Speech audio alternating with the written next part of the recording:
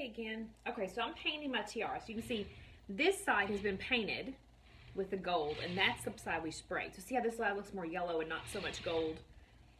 That's why I'm painting it. Now I've got some gold dust, and this is actually like imperial gold or something like that. It's really, really potently golden.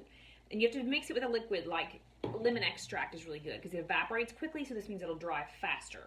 So you want to mix it, I just have a Tupperware container here, until it can pile up on your brush. Let me get back to the camera. Like paint. So it's not just like dripping off here, it's actually staying on my brush a little bit. Because if it's too runny, you'll have to apply like 4 coats of it on here to really make it like you want it. And what you'll notice is if you try to apply a coat here, it's too thin or too runny, go back and apply more, before it dries, it'll just pull off the first coat. So if you do feel like you need more than 1 coat, you've got to paint a coat, let it dry, and it'll take about 30 minutes to dry, and then come back and do another coat.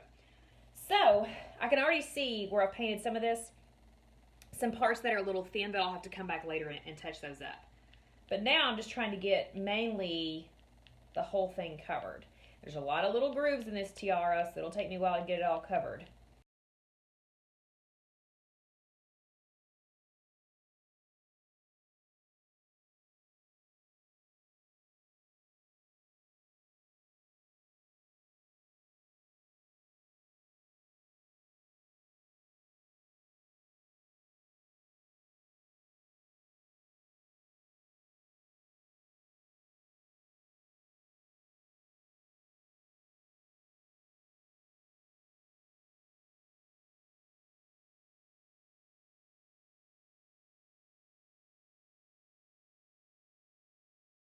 So what I ended up doing was I didn't want to use, like normally I use like, you know, cake pop sticks to hold it in the back. I'm going to turn it around.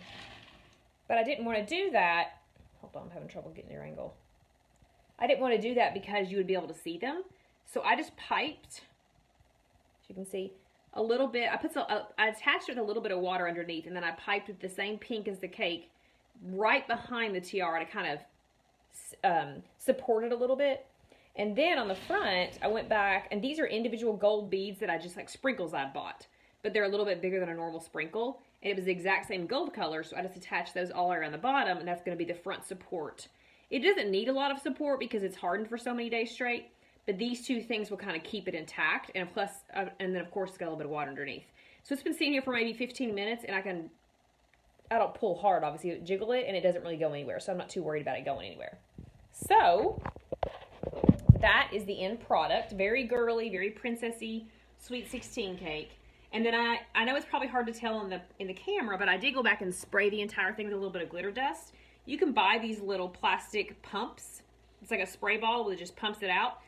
I buy these empty and fill them with my own luster dust. But if you look online, you can probably buy these already pre-filled with like either gold or iridescent or silver. And it just gives it some sparkle. And I know it's hard to see on the camera, but in person, it looks like I've thrown glitter all over it. Not big chunks of glitter, but very small little sparkle pieces all over the cake. It just gives it another like kind of a sheen finish. So that's the end result of this cake. There's no name on it or anything. Most of it, Sweet 16s just want the 16 on there. So I'm just going to leave it as is.